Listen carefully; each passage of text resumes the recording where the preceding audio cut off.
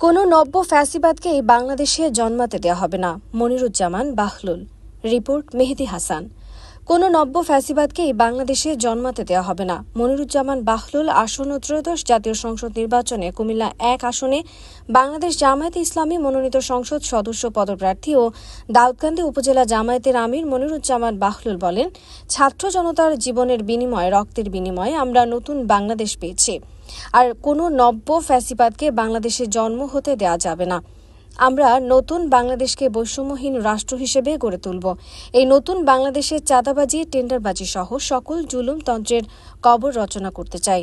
দেশ নতুন করে স্বাধীন হয়েছে, যে প্রত্যাশা নিয়ে ছাত্র জনতা জীবন দিয়েছে সেই বাংলাদেশ আমরা দেখছি না। তিনি বলেন, নির্বাচনে আগে দেশ সংস্কার করতে হবে। এই বাংলাদেশের রন্ধ্রে রন্ধ্রে ফ্যাসিবাদের দোসররা বসে আছে, তাদেরকে অপসারণ করতে হবে। সোহরাওয়ার্দী উদ্যানে লক্ষ লক্ষ জনতার সামনে আমিরে জামায়াত যে 7 দফা কর্মসূচি ঘোষণা করেছে, আমরা সেই 7 দফার বাস্তবায়ন চাই। সেই 7 দফা বাস্তবায়ন ছাড়া বাংলাদেশে কোনো নির্বাচন হবে না। তিনি মঙ্গলবার 5 অগস্ট 2025 সকাল 10:30টায় ছাত্র জনতার আন্দোলনে ফ্যাসিবাদ সরকার মুক্তির 1 বছর পূর্তি উপলক্ষে জামায়াতে ইসলামী দাউদকান্দি শাখার উদ্যোগে গণমিছিল শেষে নেতাকর্মীদের উদ্দেশ্যে বক্তব্য প্রদানকালে এসব কথা বলেন। তিনি আরও বলেন, বাংলাদেশের মানুষ জেগে উঠেছে, তরুণরা জেগে উঠেছে। যেই দেশের তরুণরা জেগে ওঠে তাদেরকে কেউ স্তব্ধ করতে পারে না। এই জন্য আজকের তরুণরা সোচ্চার। আবার একটি ফ্যাসিবাদ মুক্ত, একটি চাঁদাবাজ মুক্ত বাংলাদেশ গড়ে রাজপথে থাকবো ইনশাল্লাহ।